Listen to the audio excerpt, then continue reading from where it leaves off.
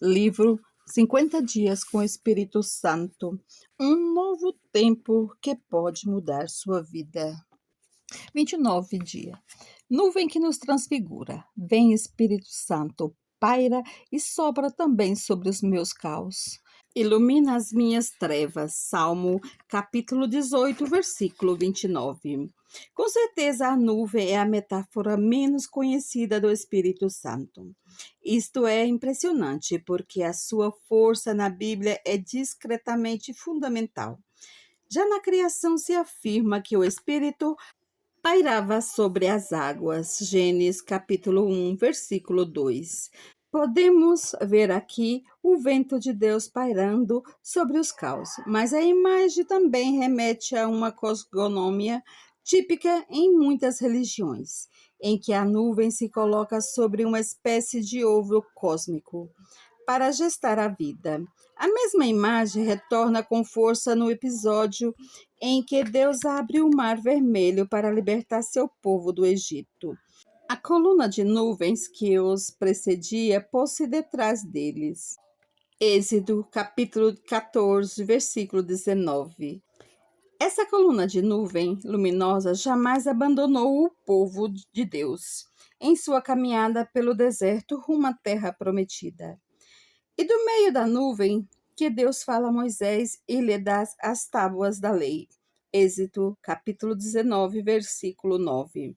Na tenda da reunião, no meio do acampamento, Moisés entrava para dialogar com Deus, enquanto a nuvem permanecia na entrada da tenda.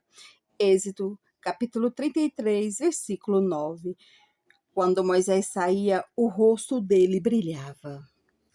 Se avançarmos para o Novo Testamento, a nuvem aparece com a força no anúncio do anjo Gabriel a Maria, quando ela lhe perguntou: como acontecerá isso? O anjo respondeu: o Espírito Santo descerá sobre ti e a força do Altíssimo te envolverá com a sua sombra. Lucas, capítulo 1, versículo 35. Essa sombra do Altíssimo é a nuvem que nos remete à ação do Espírito Santo. Um dos episódios mais fortes em que aparece a nuvem é a cena da transfiguração de Jesus. O Papa João Paulo II escolheu esse trecho para escrever a sua exortação sobre a vida consagrada. E ele quem explica: uma nuvem luminosa os cobriu com a sua sombra. Mateus capítulo 17, versículo 5. Uma significativa interpretação espiritual da transfiguração vê nessa nuvem a imagem do Espírito Santo. Essa imagem aparece também na cena do batismo de Jesus. O texto de Lucas nos diz que o céu se abriu e o Espírito Santo desceu sobre ele, em forma corpórea, como uma pomba.